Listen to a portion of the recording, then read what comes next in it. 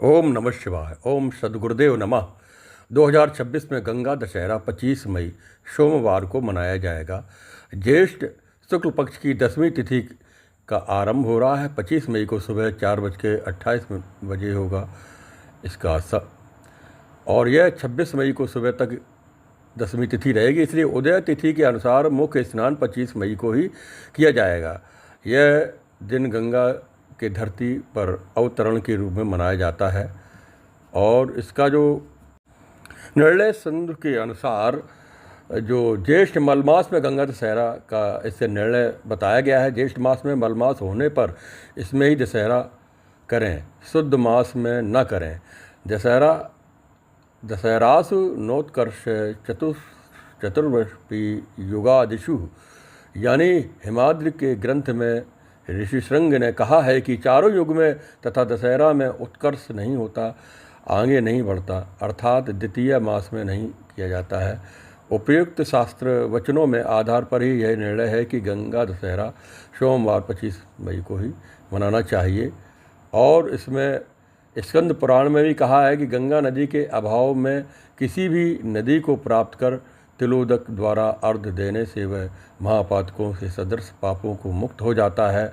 और श्री गंगा जी में स्नान और गंगा जलपान और गंगा जी का पूजन एवं दान तथा गंगा स्तोत्रों के पाठ से गंगा जी की प्रार्थना आदि कर्म अपने ही सामर्थ्य अनुसार अवश्य करना चाहिए। इस दिन ये या किंचित सरितम प्राप्य, जो कोई भी सरिता नदी मिले उसमें भी हम अर्घ दे सकते हैं, स्नान कर सकते हैं। इस प्रकार से हमारे ज्येष्ठ मास में के दौरान में दो सबसे प्रमुख पवित्र एवं गंगा दशहरा निर्जला एकादशी है मुख्य रूप से। इसमें निर्जला एकादशी अगले जून में करेंगे, तो इस दिन निर्जला एकादशी को ही मनाएंगे। इसमें गंगा नदी में स्नान करने पर श्रद्धापूर्वक स्मरण करने से, ओम हर हर गंगे कहने से भी ये पापों से मुक्ति मिल जाती है। दान पुण्य और तर्पण अवश्य करना चाहिए। और इसी में अगले 24 एकादशियों की जो निर्जला एकादशी है वो 25 जून को गुरुवार को आएगी। और इस महीने गंगा दशहरा का पर्व मनाएं। और उसकी कथा पूजन इस प्रकार से है। गंगा दशहरा जो ज्येष्ठ मास के शुक्ल पक्ष की 10वीं तिथि को मनाया जाता है। यह पर्व पूर्ण रूप से राजा भगीरथी के उनके कठोर तप के परिणाम स्वरूप माँ गंगा की धरती पर अवतरण और उनके जल में स्नान करने से मनुष्य के 10 पापों की नाश होता है। इसका महिमा का गुणगान है। पौराणिक कथाओं के अनुसार सूर्यवंश के राजा सगर ने अश्वमेध यज्ञ का आयोजन किया। यज्ञ के घोड़े की रक्षा का भार उनके पुत्र अंशुमान पर था, लेकिन इंद्र ने उस घोड़े को चुरा करके महर्षि कपिल के आश्रम में बांध दिया।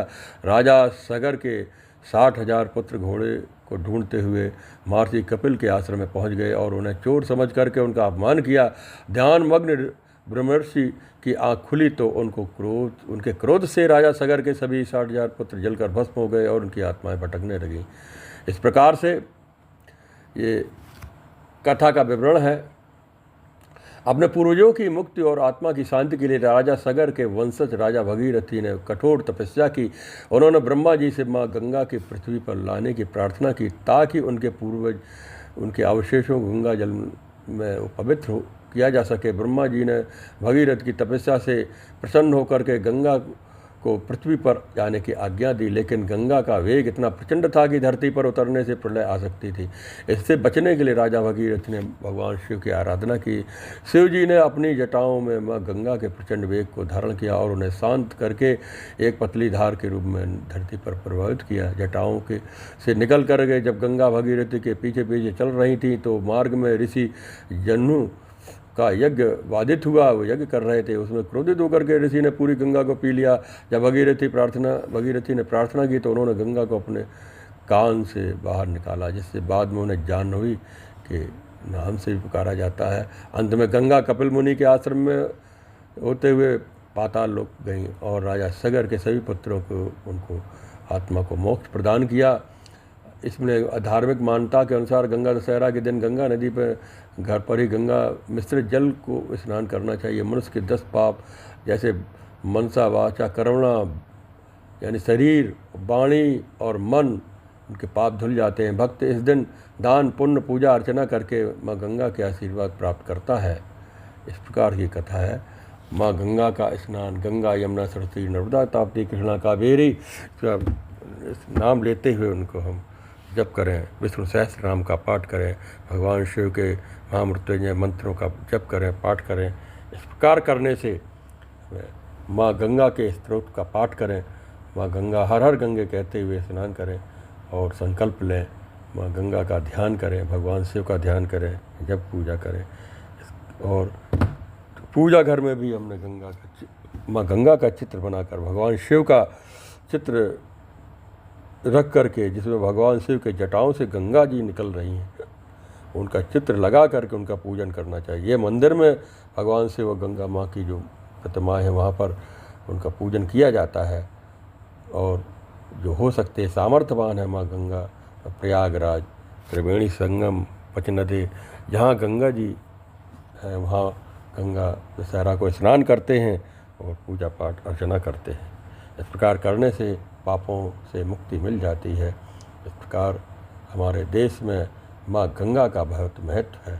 गंगा जल कभी अशुद्ध नहीं होता, गंगा जल में कभी कीड़े नहीं पड़ते। गंगा जल, मृत्यु के समय गंगा जल तुलसी मुंह में डालने से, हमारे मृतक शरीर में मुंह में डालने से भी हमारे पापों से मुक्ति मिल जाती है, आत्मा भटकती नहीं है। और इस प्रकार से हमारे हिंदू कर्मकांड में माँ गंगा का बहुत अधिक महत्व है। हम गंगा जल में स्नान करते हैं, संकल्प के साथ स्नान करें। श्री श्वेतवार आय कल्पे वे वैश्वन मन अष्टभे सच कलयुगे प्रथम चरणे जम्बूद्वीपे भारत खंडे।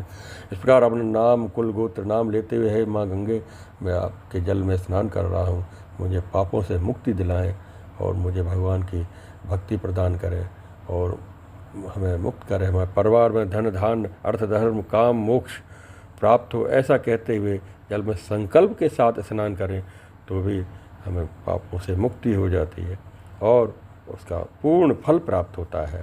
माँ गंगे, उनका ध्यान के द्वारा भी, मानसिक ध्यान के द्वारा ओम का उच्चारण करते हुए बैठ करके आप सदैव सर्वप्रथम अपने गुरु का ध्यान करें और माँ गंगा का ध्यान करते हुए, माँ गंगा के तीर्थों में उनका ध्यान करते हुए हम हरिद्वार, ऋषिकेश, जहाँ माँ गंगा के मंदिर हैं, ध्यान के द्वारा भी पूजन अर्चन कर सकते हैं। माँ गंगा की प्रतिमा विद्यमान है, भगवान शिव विद्वान, हम ब्रह्मा विष्णु महेश आदि देवता हैं, हम उनको ये षोडशोपचार मानसिक रूप से भी हम धूप दीप नैवेद्य चढ़ा सकते हैं।